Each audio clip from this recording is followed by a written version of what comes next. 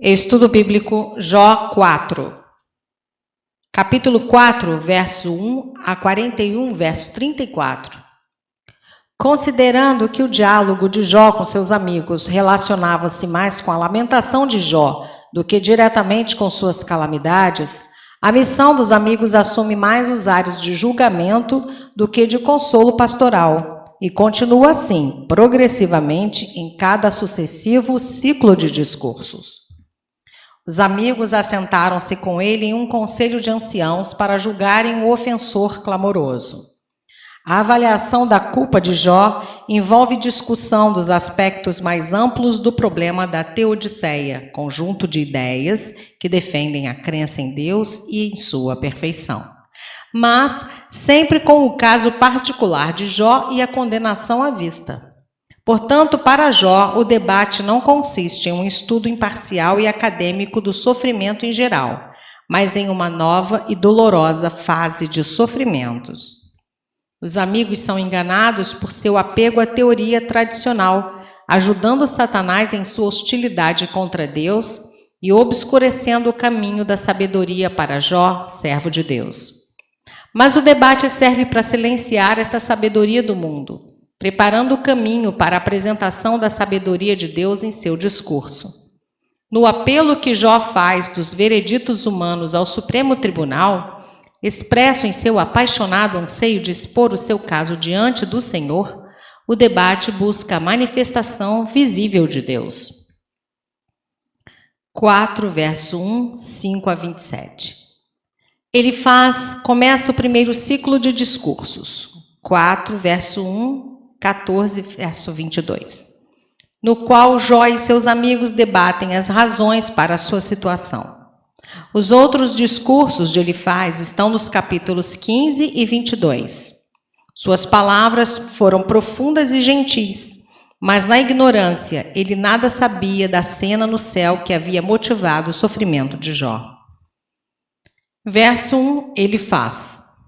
Aparentemente, como o mais velho dos amigos, capítulo 15, verso 10, e, portanto, possuidor da sabedoria mais amadurecida, recebe a dignidade da precedência em todas as séries de discursos, capítulo 42, verso 7. Ele estabelece o clima do conselho dos amigos, apresentando sua teoria sobre o pecado e o sofrimento, e aplicando-a ao caso de Jó. Sua suposição fundamentada, mas falsa, é a de que a justiça invariavelmente produz bem-estar e a injustiça infortúnio, havendo uma proporção direta entre o pecado e o sofrimento. Primeiro ele se dirige ao desânimo de Jó, versos 2 a 11. Depois, a sua impaciência, capítulo 4, verso 12 e 5, verso 7. E, finalmente, aconselha-o a arrepender-se, capítulo 5, versos 8 a 27. Verso 2. Durante 7 dias, os sábios ficaram observando as calamidades na vida de Jó, sem oferecer uma palavra de consolo. Quando Jó se queixou, capítulo 3, entretanto, os confortadores não puderam abster-se de reprová-lo. Assim, ao longo de todo o decorrer do debate, seus olhos estiveram fixos no temporário escorregão de Jó para a impaciência, enquanto sua anterior exibição prolongada de paciência desapareceu por completo de sua perspectiva. Reprovaram a Jó como se ele tivesse entregado os pontos ao primeiro sabor da adversidade. Supondo que suas palavras ofenderiam a Jó, apesar de falar com ternura, ao menos no primeiro momento, se justifica de antemão. Versos 3 e 4.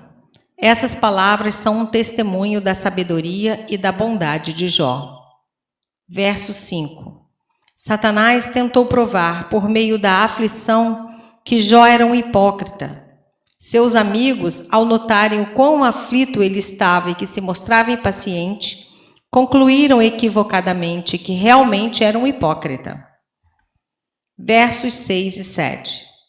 O temor de Deus é a maneira do Antigo Testamento se referir à verdadeira adoração. No fundo, Elifaz não duvida da justiça essencial de Jó, o que torna sua teoria inconsistente. Para que fosse coerente, ele deveria considerar Jó o mais desprezível filho de Belial, já que a agonia do patriarca era tão grande a ponto de cobiçar a morte. Elifaz, declarando ser a morte a pior calamidade que pudesse sobrevir aos incrédulos, observa que Jó estava imune. Versos 8 a 11. Jó se considera um sofredor inocente, mas Elifaz acha que o sofrimento está ligado à maldade humana e que a condição de Jó é a prova de algum pecado não revelado, algo escondido no íntimo, Salmo 98, que Deus está vendo e punindo abertamente. A autoridade da teoria de Elifaz está na experiência. Ele esposa o ponto de vista tradicional dos sábios orientais porque é o que tem observado na vida. Para ele, ceifa o mal aquele que semeia a iniquidade, ou seja, as pessoas sofrem na terra em retribuição do seu pecado. O problema está em aplicar essa teoria como uma lei universal, o que faz dele um homem de visão limitada. Salmo 73, verso 3. A lógica de Elifaz era simplista, já que nem tudo o que colhemos na vida é o resultado do que plantamos. Nossos piores erros decorrem de nossas más conclusões, de nossas precipitações. Na vida, o mesmo sucede ao justo e ao ímpio, Eclesiastes 9:2. A grande e certa diferença está no que se segue após a morte. A verdadeira teologia descansa sobre a autoridade da revelação divina e não sobre limitadas observações humanas e especulações falíveis.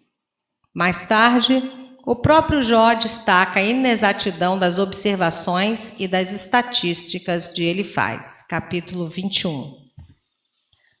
Versos 10 e 11.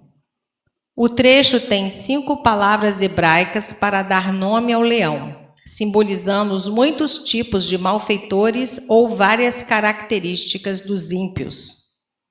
Versos 12 a 17.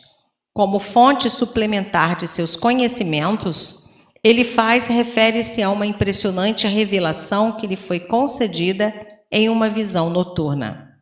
Sua narrativa da misteriosa aparição e voz serve para o revestir de um manto profético.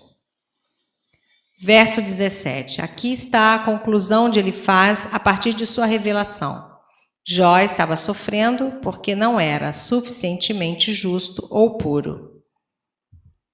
Versos 17 a 21. Com aquela visão noturna, imprimiu-se na consciência de Elifaz a absoluta pureza de Deus e a falibilidade de todas as criaturas. Nesse sentido, cita o caso para levar Jó a reconhecer que deve haver, forçosamente, uma falha em sua vida, o que teria provocado todas as suas desgraças. Jó havia dado a entender que Deus seria cruel, injusto ou incompreensível ao tolerar o sofrimento humano. Capítulo 3, versos 20 a 23. Elifaz responde que ninguém se livra dos castigos uma vez provocados pelo pecado. Assim como havia feito entre os anjos, Deus castiga os pecadores entre os homens.